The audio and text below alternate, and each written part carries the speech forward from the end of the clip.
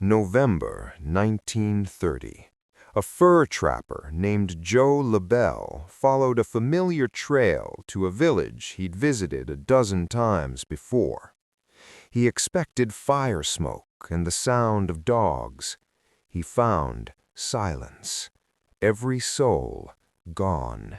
Food still cooking over cold fires, needles still threaded, and the dogs frozen to death where they were tied.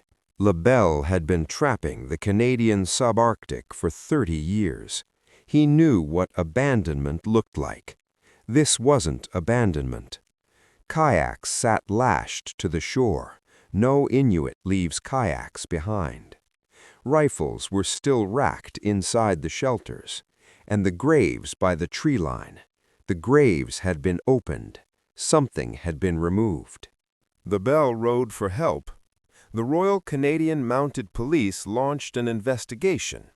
What they found, or failed to find, would eventually reach newspapers across the continent.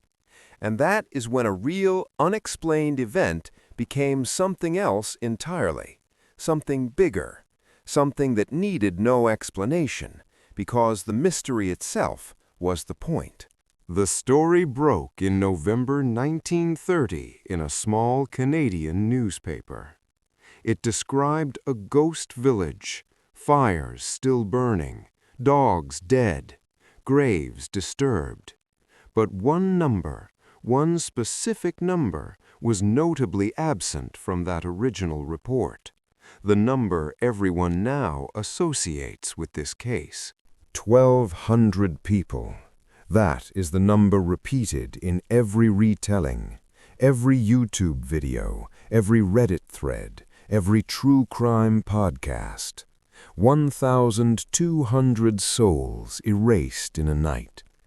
There is only one problem. The original 1930 report never mentions 1,200 people. It never mentions a number at all. The 1,200, it was invented. So where did 1,200 come from? From retelling, from amplification, from each writer who wanted the story to be bigger than it was. The human brain does not archive information, it reconstructs it. Every time we remember, we also slightly rewrite. Legends aren't born from lies, they're born from memory. This is called the misinformation effect, a well-documented psychological phenomenon first identified by researcher Elizabeth Loftus in the 1970s.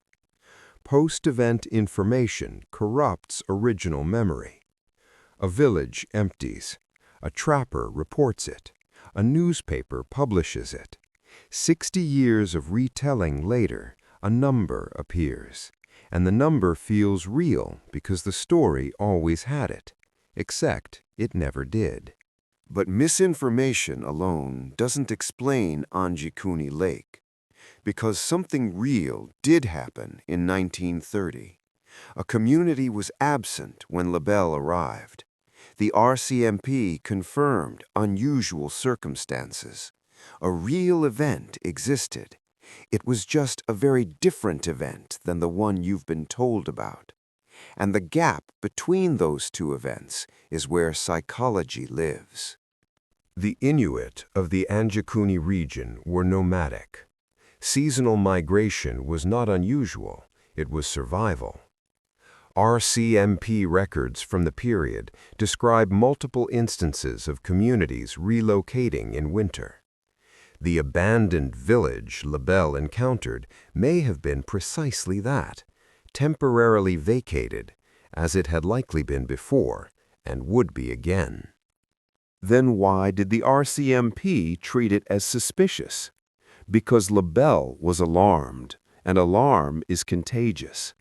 First responders adopt the emotional frame of the person who calls them. The RCMP didn't arrive at Anjikuni Lake as neutral observers. They arrived through Labelle's fear. And fear, as a lens, transforms the ordinary into the incomprehensible. This is the midpoint of our investigation. And here is the twist. The story of Anjikuni Lake is not really a story about a disappearing village. It is a story about what happens when one culture observes another through a lens of incomprehension, and what happens to that story when it is handed to journalists who understand mystery better than they understand people. The disturbed graves, perhaps the most chilling detail in every retelling, appear in only one source, a single newspaper column published weeks after Labelle's report. No RCMP documentation corroborates the opened graves. One journalist's edition, one unverified claim, and it became the spine of every ghost story that followed. This is how legends grow bones.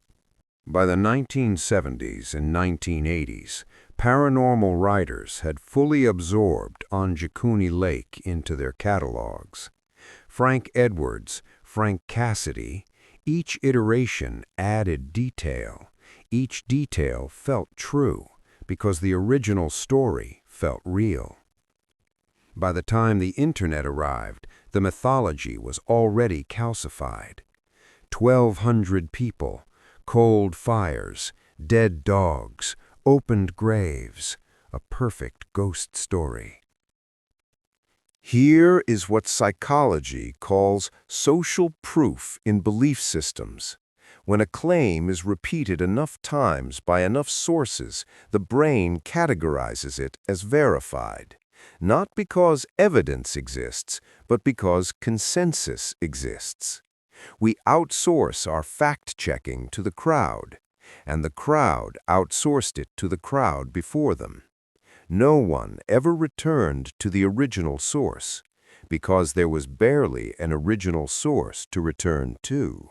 There is a second psychology at work here, and this one is harder to discuss. The story of Anjikuni Lake is about an indigenous Inuit community. In 1930, those communities had no platform, no media access, and no ability to correct the record. The mystery was built on their silence, a silence that was not chosen. It was imposed. This pattern, the mystery constructed from indigenous absence, repeats across history. Roanoke, the Anasazi, stories of peoples who vanished without explanation, when the real explanation was movement, migration, trade, or catastrophe that outsiders couldn't or wouldn't document.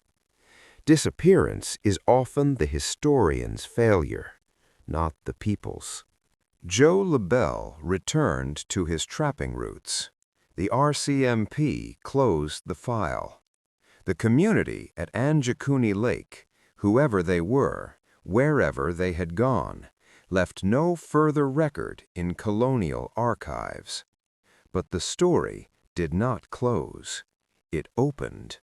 Because mystery, unlike history, never requires resolution. Mystery only requires an audience willing to keep asking the question. The village didn't vanish. Our understanding of it did. And that is perhaps the most haunting truth of all. Not that people disappear, but that we build entire mythologies around our own failure to understand them. Anjikuni Lake is not a ghost story. It's a mirror, and what it reflects isn't very flattering.